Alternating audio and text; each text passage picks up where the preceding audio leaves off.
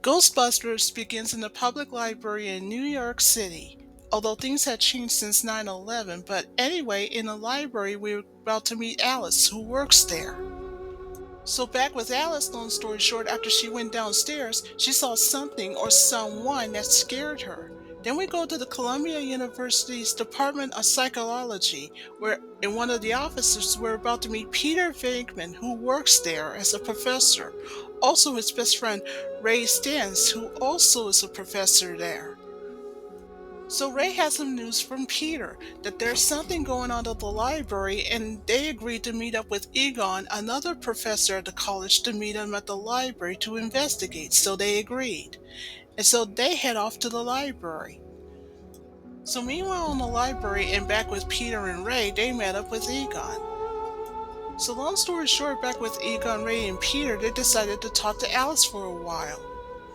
So long story short, after the trio talked to Alice for a while, Egon, Ray, and Peter went downstairs. Now luckily for Egon, he has a PKE meter. Very interesting. So, long story short, back with the trio, now that they went downstairs, they're face to face with the ghost librarian. Now that's the same one that Alice saw earlier that scared her. Then long story short, Ray didn't hesitate to take some pictures of the ghost, the same one that Alice saw earlier. Back with the trio, long story short, they were about to get closer to it, but as soon as they did, she shows her scary side, and that scared the trio away. So long story short, after the trio had left the library, they were talking about how they should capture the ghost they saw in the library. And that's when, back at the university's office, that's when they met up with Dean Yeager. Dean Yeager, however, got some bad news for the trio. They're being thrown out of the campus for three reasons. First of all, when the trio found the ghost in the library, they decided to discuss the credentials to him, but he just dismisses them. So as a result, according to Dean Yeager, their funds will no longer be required at the university. Second of all, according to Dean Yeager, he said that their grants are, however, revoked. Then, last but not least, what Dean Yeager did next was that he pleaded his case to insult Peter's theories. So for that, the trio was fired on the spot. So now that Peter, Ray, and Igor are no longer in college and they've been thrown out, so Peter told Ray to make him feel better that for whatever the reason, they are destined to get thrown out of college anyway because, according to Peter, they can go into business for themselves for ghost busting, case in point. And of course, there's a problem. According to Ray, he said, luckily for Egon, the good news is that the containment unit was built, but the problem is it requires a whole lot of money and where to get it. So even though Peter said that he had no idea, but thanks to Peter's suggestion, that problem's been solved because thanks to Ray going to the bank with two of his friends, he only gets $95,000. So the next thing that the trio did was to buy an old firehouse that was abandoned since. Well, luckily for the fireman Paul, it manages to work just fine. So meanwhile, at 55 Central Park West is the big high-rise building. We're about to meet Dana Barrett. She lives there. But she's not alone. She has a neighbor named Louis Tully. He also lives in that building. Of course, Louis is an accountant, and he just invited Dana to a party, which she agrees if she drops by later. So meanwhile in Dana's apartment, she went ahead to turn off the TV after she saw a Ghostbusters commercial and their phone number. Then she goes to the kitchen to put the groceries away. Oh, by the way, here's something else that's interesting. Dana plays the cello. But then something weird happened in the kitchen. If that's not weird enough, Dana goes to the refrigerator to open the door, and what she saw in the fridge was something really weird and interesting, a temple, and someone by the name of Zoo. So after that, she closes the refrigerator door. Meanwhile, back at the firehouse, when Peter saw a car pull up, well, good news for Ray, he told Peter that he found a car. It'll be later be known as At the One for the headquarters, but we'll get back to that later. In the meantime, Janine Melmis became a staff member when the trio hired her. Then suddenly Dana shows up. Now she had just left her apartment moments ago, and now she said that she has an appointment, and that's when Peter meets up with her. Later, that's when Dana decided to discuss her case with Peter that earlier back at the apartment, she saw something really strange in the kitchen, a temple, and someone by the name of Zool. Now, in Dana's case, she also explains that it happened just a couple of days prior. And also in Dana's case, that she told Peter, Ray, and Egon that there is no way she's making this up, or she was crazy. So Ray suggested to go look up for some blueprints on the building that she's living in. In the meantime, Egon suggested to look up Zool in the Tobin Spirit Guide. Peter, however, said it was a good idea, and then he suggested to take Miss Spirit to her apartment to have it checked out. So long story short, Peter took Dana back to her apartment, so he did. And then after that, he checked everywhere from the living room into the kitchen. And then he checked the refrigerator, but there was nothing there. Although Dana again pleads her case to say she knew what she saw and she's not making it up. But since there was nothing in the fridge, at least not now anyway, that's when Peter, before he heads off, that's when he suggested to Dana that he will solve this little problem. And then she may be thinking about thanking him later, and so he left. Meanwhile, back at headquarters, that's when Peter told his friends, though it is confirmed, that Dana was their first and only client. Well, at the moment anyway. Then downstairs, Janine answers the phone. So while Janine was talking on the phone with the hotel manager that said that he has a ghost that the Ghostbusters can get rid of. So she went ahead and wrote down the address, and it's at the Sedgwick Hotel. So Janine told the gentleman upstairs that it's now time to get on the job, so they did. With the sounding the alarm, the Ghostbusters, Ray, Peter, and Egon hopped into the Ecto-1, told you we'd get back to it later, and so they're headed to the Sedgwick Hotel. So, now that they have arrived at the Sedgwick Hotel, the Ghostbusters, Peter, Ray, and Egon, had a discussion with the hotel manager that owns the place. And that's when the manager told them that the ghost is upstairs on the 12th floor. Long story short, the Ghostbusters are now in the elevator and they had just arrived on the 12th floor. Well, long story short, despite a minor accident, let's just say the Ghostbusters proton packs passed the test, so they suggested to split up, in which they did. So back with Ray in the upstairs hallway of the hotel, that's when he saw a ghost eating. Oh, by the way, the ghost's name is Slimer, but we'll get back to that later. So, as Ray was watching him eat from a plate, that's when Ray knows what to do. He uses his proton pack to, distract it. Well, that did it, and that causes Slimer to disappear into the vase full of flowers. Long story short, back with Peter, when he saw the exact same ghost as Ray did, he contacted him on a walkie-talkie. So, Ray tells Peter that he's on his way. In the meantime, the same ghost that Ray saw just come towards Peter. So by the time that Ray had arrived, Peter was slimed by the ghost, as he puts it. Then, long story short, after having no luck upstairs, the Ghostbusters now go downstairs to the hotel's dining section. So they did. So long story short, after Ray, Peter, and Egon have spotted the ghost floating around in the ceiling, where the chandelier is, well, instead of aiming at the ghost, they blasted the chandelier instead. That caused us to fall on the floor. Well, Egon just told Peter and Ray that no matter what happens, it's the most important tip of all, never cross the streams of the proton packs. Of course, that will be useful later.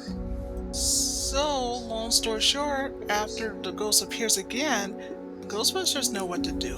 They use their proton packs on the ghost instead of themselves to avoid disaster. Well, that's a smart idea.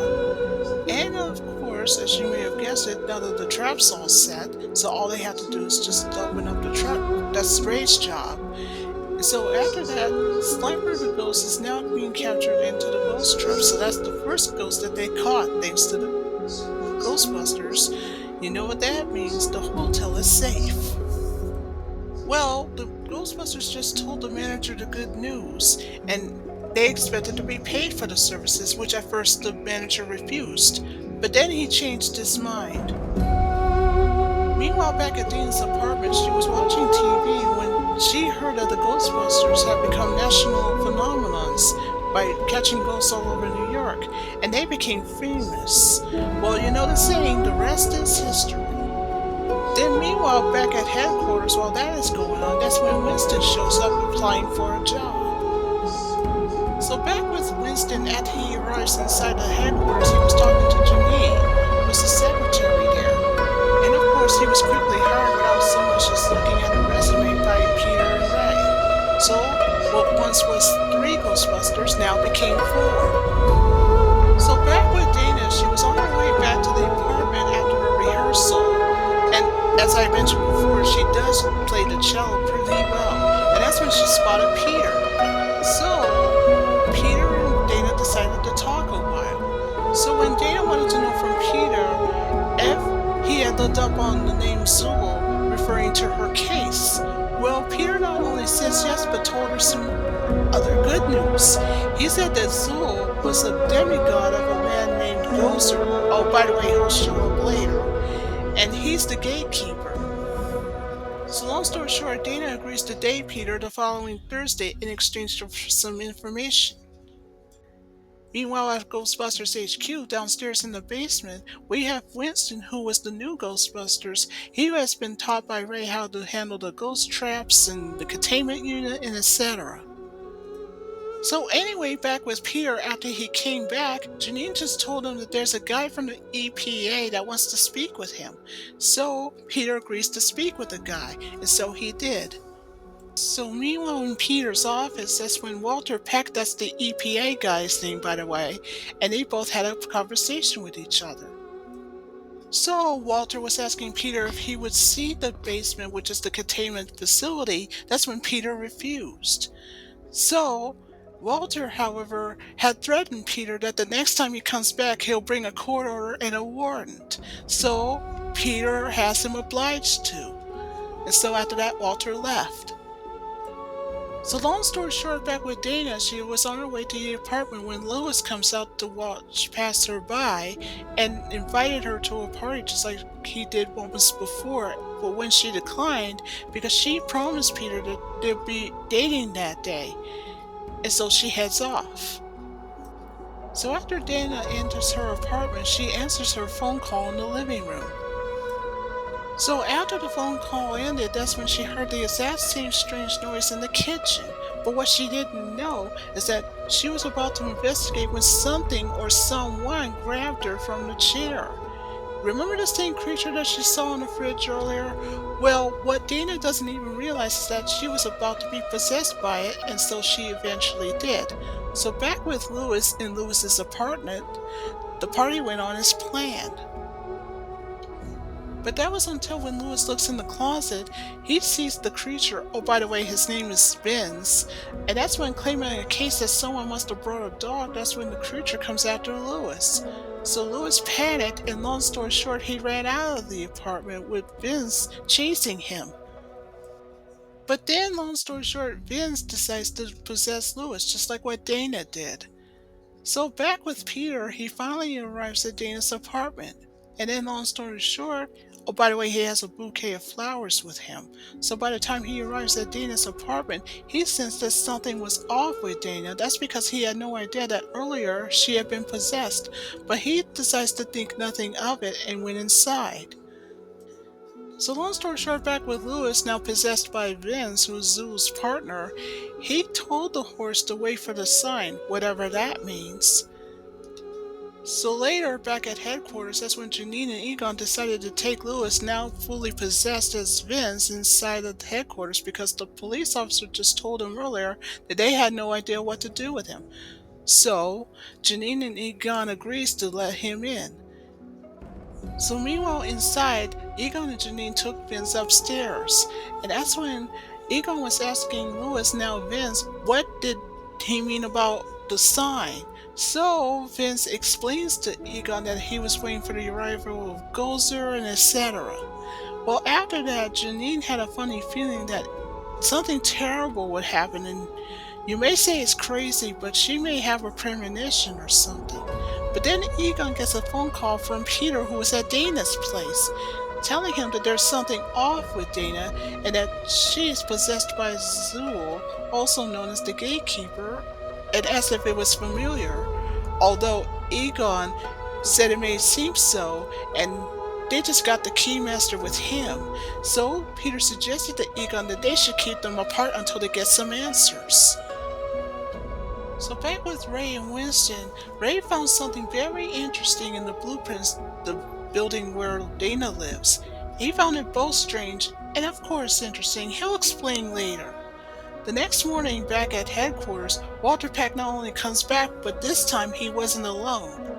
Well, long story short, Peck comes downstairs, and after Janine told Egon the bad news that she tried to stop him but failed, that's when it's Egon's turn to tell Walter that turning off the containment unit could mean a disaster, but he scoffs at it and then dismisses it. Then when Peter shows up minutes later, he too tries to stop him but failed miserably. So we know what this means. The power guy, by Peck's control, shuts off the containment unit anyway. So luckily, everybody evacuated. So long story short, after everyone evacuated, the roof of the headquarters torn apart. Remember the ghosts that all the Ghostbusters caught? Well, they have now been set free, as Vince had predicted, as a sign, of course. Well, back with Ethel 1 with Ray and Winston, they only arrived only minutes too late. As for the Keymaster, he wandered off. Well, we know where he's going. He's going to Dennis' place. So back with Egon, he just told Ray and Winston the bad news that thanks to Walter, the containment unit was shut off. And to make matters worse, they had no idea that the Keymaster had just moments ago went missing and went to Dana's place. Well, speaking of Walter, back with him, he demanded the New York police to have the Ghostbusters arrested. Well, that's going on. Long story short, back with Dana, now Zool, upstairs in the bedroom of Dana's place, the window of a penthouse exploded.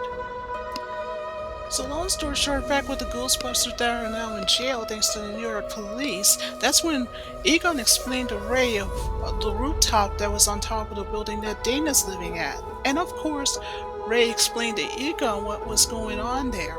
And whatever's going on is extremely huge. And according to Ray, what he says in his case, the architect is neither a certified wacko or complete genius. According to Peter, in his case, he wanted to know what is going on. Well, in layman's terms, to explain it the best way he knew how, Egon was more than happy to explain. Thanks to him looking up on Tobin's spirit guide, he looked up on the architect's name, Ivo Shagdor. According to what he said, that in the early 1920s, he started an occult known as Ghost Worshippers. And get this, he's not only an architect, but he's also a doctor. Then, Egon also said that in Shandor's case during the First World War, after the society was too sick to survive, well, before he died, he had about 1,000 worshippers. And now, according to what Egon said, this is bad news because he said that there's going to be a ritual that's taking place somewhere on the roof. And of course, there's about to be an apocalypse. World War III, so to speak, the end of the world. Unless the Ghostbusters do anything about it, this could mean a serious problem. Well, good news, thanks to the guard, the Ghostbusters have been bailed out of jail. And why is that? Because the guard told them that the mayor has to see them right away at City Hall, so they all head off. Well, back with Lewis, who had just wandered off from the headquarters earlier, who was possessed by the Keymaster, he finally arrives at Dana's place on the 20th floor, which I forgot to mention. So finally at Dana's place, he finally reunites with the gatekeeper that was possessing Dana earlier. So back at City Hall, that's when the Ghostbusters arrived, and that's when they met the mayor, Lenny, to discuss the situation. But the Ghostbusters are not the only ones there, because remember Walter Peck? He's there too, and he just claims his case to the mayor to tell lies about the Ghostbusters, about what they did and etc. Well, it's Ray's turn to plead his case to say everything was fine until thanks to Peck over there, he shut off the containment grid. Although Walter dismisses it and said they're the ones that caused the explosion to begin with. So Lenny wanted to know if that what Peck said was true. Well, Peter said, although it may be so, but he has pleaded his case to insult Walter. So long story short, after the fight was broken up between Peter and Walter, that's when it's the chief of police of the NYPD's turn to plead his case that what he and the police saw earlier was no light show of what Peck claims.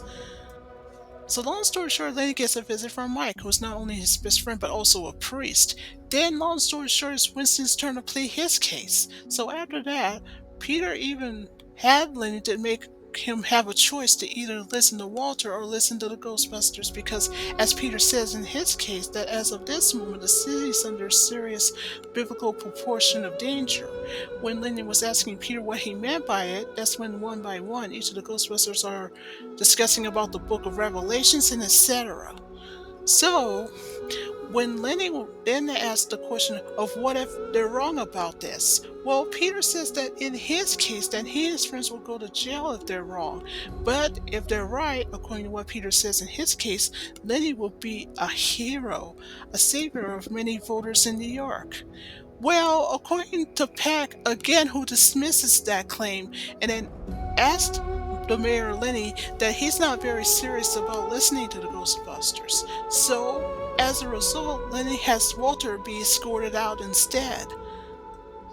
So, as Walter was escorted out, he swore revenge on Peter. Then, long story short, after all the Ghostbusters had left City Hall, though the favor was never explained between them and Lenny before they left, but it is confirmed that they have a motorcade with them, and so finally the Ghostbusters arrive at Dana's place. So long story short, back with the Ghostbusters, they decided to climb up the stairs. Oh, by the way, I made a slip up. Dana's place is on the 22nd floor, so that's my bad. So speaking of Dana, back with her and Louis now possessed by the gatekeeper and the keymaster, they made it up to the roof. Anyway, back with the Ghostbusters, long story short, they finally made it to the 22nd floor, so now they're on their way to Dana's apartment, in which they did. So meanwhile in Dana's apartment, that's when the Ghostbusters found that there's a secret stairway in the kitchen. So now that the Ghostbusters has made it up to the roof, only to see Dana and Louis becoming Keymaster and Gatekeeper all together, the demigods.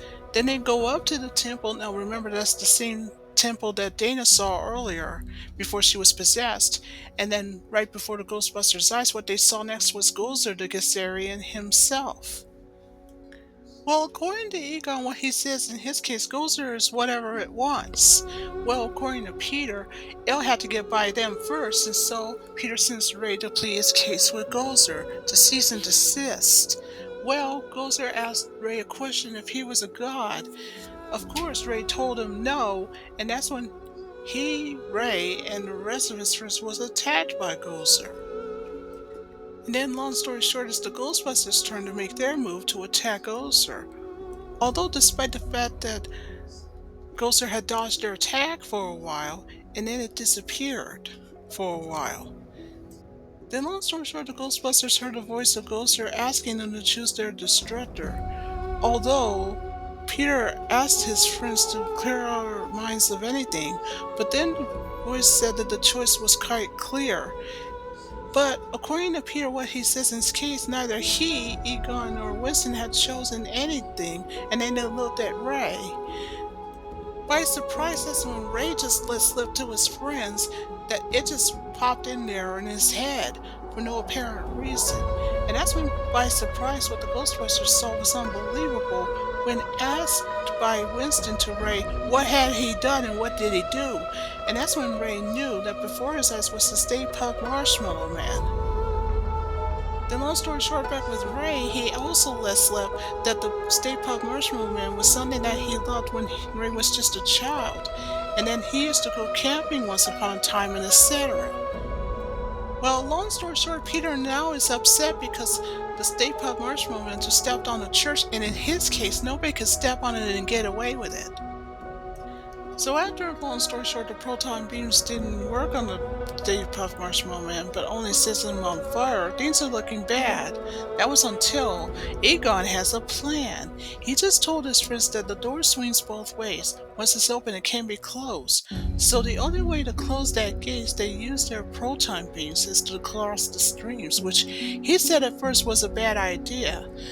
But then Peter liked that idea, and so the four went ahead and did it. So, thanks to their proton beams to close the gate, guess what? The Marshmallow Man is defeated, and so is Ghoster the Gazarian. As for Lewis and Dana, well, good news for them, they're not possessed anymore. They turn out to be back to normal. So long story short, as the film comes to an end, the Ghostbusters are proclaimed heroes, since both the city and the world are saved. And as for Dana and Peter, they continue to day throughout. And as for Slimer the Ghost, he's now a permanent resident at the firehouse.